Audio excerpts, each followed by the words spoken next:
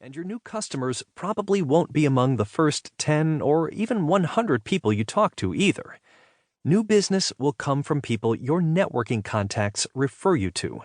But first, you have to form solid relationships with your fellow networkers. Some people go to a Chamber of Commerce mixer, exchange a few business cards, and then say, "There, I've networked." Wrong. That's only the beginning. You have to attend a variety of events to broaden your networking base. Follow up with new contacts and learn all you can about their businesses, their goals, and their lives.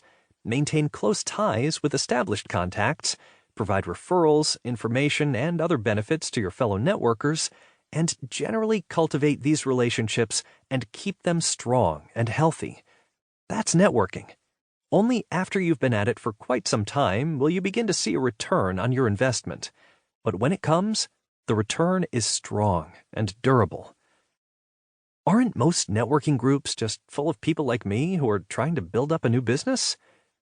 When you go to a presentation or a seminar on networking, you might get that impression because the people you meet are there to learn something new, and so they tend to be younger folks. But if you go to a regular networking event or join a networking organization, you'll soon see that many of the people there tend to be older, established business people. In fact, in the typical business networking group, the members range in age from the 20s through the 60s. Based on a study done at St. Thomas University, almost 2/3 of them are 40 or over. There's a good reason for this.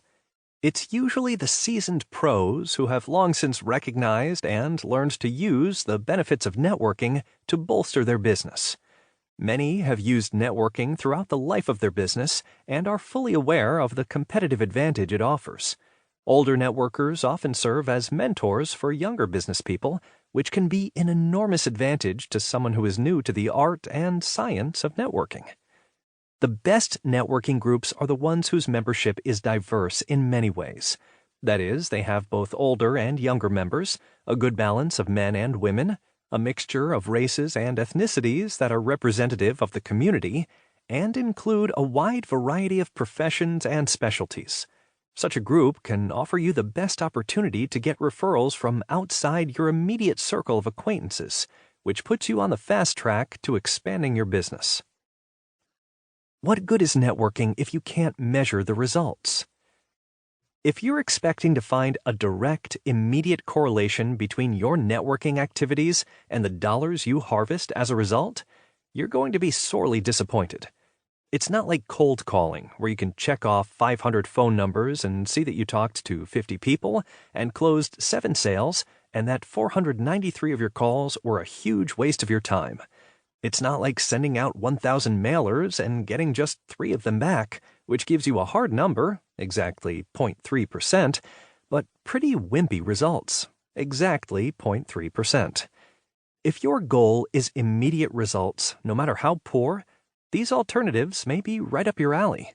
Mass advertising, sure, it works. But even that traditional method can't tell you exactly how many customers came into your store as a result of the enormous sum of money you spent. The returns you receive through networking are like the apples you pick from an orchard you started from a single seed. You don't expect anything the first year, or even the second or third. But in the 4th year, that tree will not only bear fruit, but also spread the seeds that will ultimately become a whole grove of apple trees. With networking, the timescale is not that daunting. It may not take years to start seeing results, but it will probably take many months. You might get a few early referrals, but the real payoff in measurable business comes after you've stuck with it long enough to build a substantial referral network. That's when you'll find that you're getting referrals from people you never knew about, people who are connected to you only through several intermediaries, so many and from so many sources that you may not even know exactly how many are the result of your networking.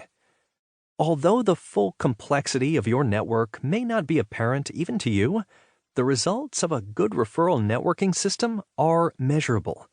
Toward the end of this book, in Appendix B, you'll find our networking scorecard, a tool for keeping track of your networking efforts.